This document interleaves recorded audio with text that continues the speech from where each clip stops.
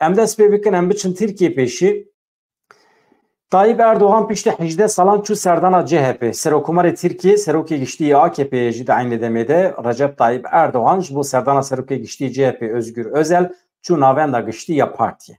Erdoğan ji aliyê serokê CHP Özgür Özel ve hate pêşwazî kirin. Tiştî ku Kurdan eleqedar dike gelo dema êrişa ser Rojavayê Kurdistanê de CHP wê piştgirî bide AKP yan na. Werin meşa Hezîranê meşa demokrasî hûzanin meş û mîtîngek çêdibe roja 13 Hezîranê ev gelekî giring e ev meş dikare qedera Colemêrgê diyar bike. Li Colemêrgê wê li dijî qayyûm roja 13 Hezîranê mîtîngekî mezin were li darxistin. Ji bajarên cuda ên Tirkiye jî ji bajarên cuda ên Bakurê Kurdistanê jî wê gelek kes werin tevlî bibin. Meşa demokrasî jê re dibêjin doh ji navçeya Şemzînanê dest pê kiribû. Di roja duyemîn de li navçeya Geverê ber bi navçeya Çelê ya Colemêrgê ve dewam dike. Parlamenterê Dem Partiyê Amedê Serhat Eren li wê derê axivî çi got Serhat Eren ev mesele ne tenê meseleya Colemêrgê ye ev demokrasiya Tirkiye eleqedar dike. Lewma dibe hemû gelên Tirkiye li dijî qayyûm piştgirî bidin Kurdan. Eger faşîzm li Colemêrgê têk biçe wê li her cihê têk biçe. Em hemû gelên xwe rêxistinê sivîl ve dixwînin dawet dikin mîtînga xwe ya di 13 Hezîranê de. Di vê navberê de li Rojavayê Kurdistanê jî endamên desteya Rêveberiya Herêmî desteserkirina şaredariya Colemêrgê û her wiha tayînkirina qayyûm şermezar kirin piştgiriya xwe ya ji bo gelê Colemêrgê beyan kirin. Parlamenterê CHP Sezgin Tanrıkulu nerazibû nîşanê îsrara AKP ya tayînkirina qayyûm da wî got çi got hem de siyasetê de bûye partiya duyemîn AKP hem jî radibe polîtikayên rageşiyê birêve dibe.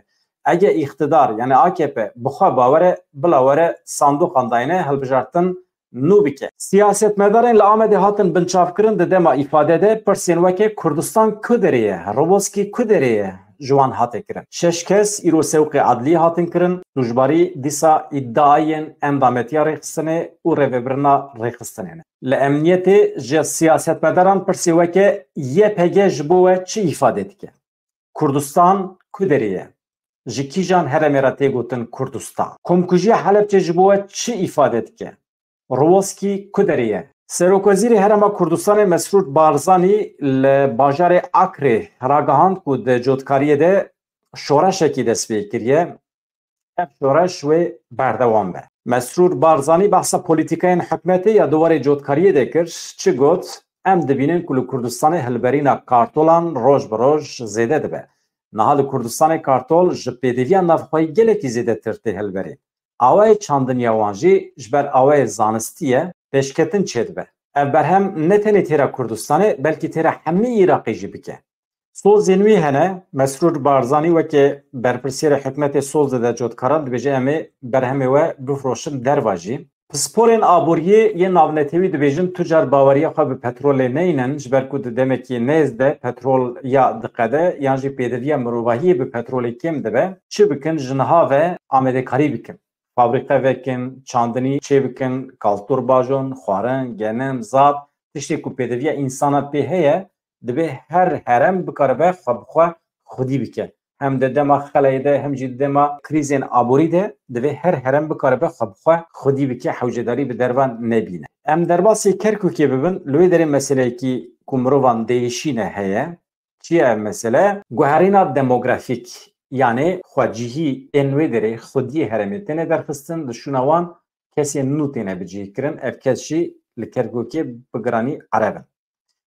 Serokê destê Herêmên Kurdistanê yên li dervey îdareya Herêma Kurdistanê Fehmî Burhan diyar kir ku li Kerkûkê dagirkerî talankirina zeviyên Kurdan roj bi roj zêdetir dibe çûyê wê derê lêkolîn pêkaniye. Di 8 salên borî de neh taxên nû yên ereban li Kerkûkê hatine çêk. Fehmî Burhan behsa metirsiyên guherîna demografiya Kerkûkê jî kir û got Kurd di rêveberiya bajêr de cih nagirin. Divê em vê qonaxê bi dawî bikin. Roj bi roj demografî tê guherandin.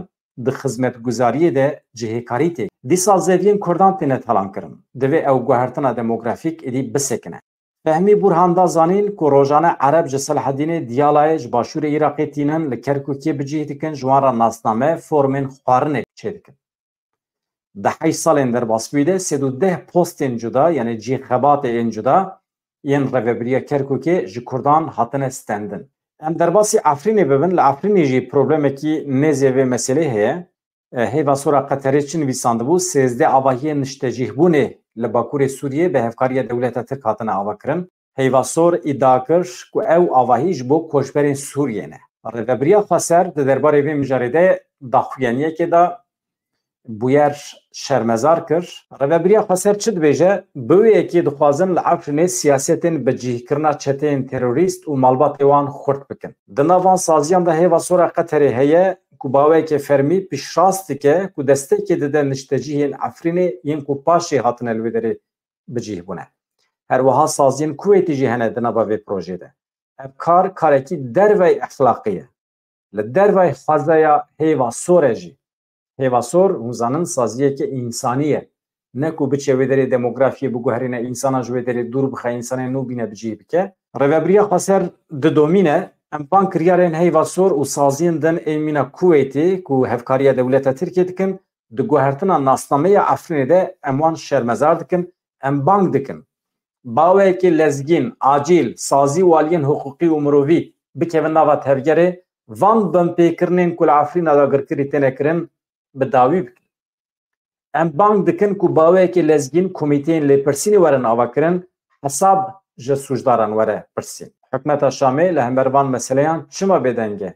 Gelo ew jî şîrîgê van sûçan e. Cenk Sakik ji bo çi îfade dike ku rê parlamenterê me yê Agriyê Sirri Sakike bûyerekî hatiye serîwî em jê re selametî dixwazin em hêvî dikin demekî kin de ev derbas bibe. Sirri Sakik emekdarekî mezin ê doza Kurdî ye 35 sal dixebite wekî siyasetmedar li Bakurê Kurdistanê li Tirkiye.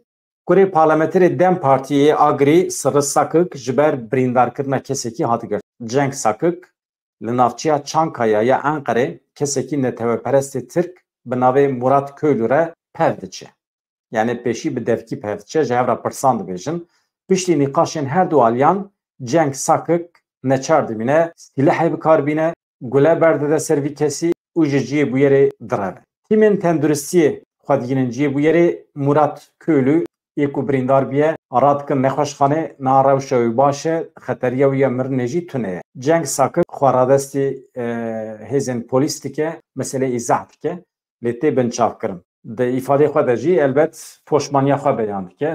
Di 10 salan de tam 695 zarok di kar de mirine. Em jê re dibêjin cinayetên kar. Li her devera, li her welatê ku hûn bibînin zarok tê de dixebitin, ew welat welatekî şûnvamayî ye, welatekî perîşan e, demokrasî lêtinê ye, mafê însanan, mafê zaroka lêtinê ye. Di vê dünyayê de her însanê 18 salî biçûktir tenê wezîfeyekî wan heye. Biçin mektebê, biçin dibistanê bixwîne. Pêş bixin ji ber ku tam salên zanînê, salên fêrbûnê beriya 18 salî ye. Tu çi fêrbûyî piştre edî dereng pir tişt hene vê dunyayê de mirov fêr bibe. Ji dîroka xwe dest pê dikî, yani ji rabordiya xwe tiştê bûye eger tu fêr nebî, nexî tecrübe daneyînî pêşiya xwe, pêşiya roja te tarî ye. Ji bo ku tu bikaribî pêşiya xwe ronî bikî, pêşiya xwe bibînî, divê tu paşiya xwe pêşî bixwînî. Hefizaya mirovahiyê divê tu lêkolîn bikî. Em jê re dibêjin dîrok. Divê tu dîroka xwe zanibî, dîroka mirovahiyê zanibî, dîroka medeniyeta zanibî. Divê tu coğrafya vê dünya hemî nas bikî.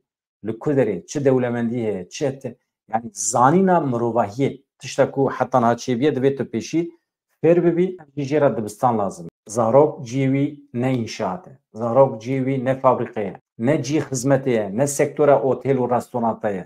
Zarok ciyê wî dibistan e. Meclisa Tenduristiya Karker û Ewlehiya Kar jê re dibêjin îsîk tekildarê xebitandina zarokan raporekî belav kiriye. Di vê raporê de daneyên ji sala 2013 vir ve hene. Li gorî raporê ji sala 2013 vir ve herî kem 695 zarok di cinayetên kar de jiyana xwe ji dest dane. Ji wan 596 zarok lawin, 99 keç mirinên herî zêde jî li Rûhayê qewmî ne. Ev hejmara ku em ji were dibêjin Bakurê Kurdistanê û Tirkiye digire nava xwe. 383 zarok di karên çandiniyê de li nava daristanê xebitîne li wê derê mirine. 75 zarok di karên înşaatê de, 52 zarok di karên metal de mirine, 49 zarok jî di karê mîvanxaneyan de, 24 zarok jî di karê zexîreyan de mirine. Baş e mala we avaj bo tevlîbûna we ez gelek spas dikim. sibê de aynî saetî de min tev li vê derê bin. Bi hêviya rojên xweş azad dem baş. Mala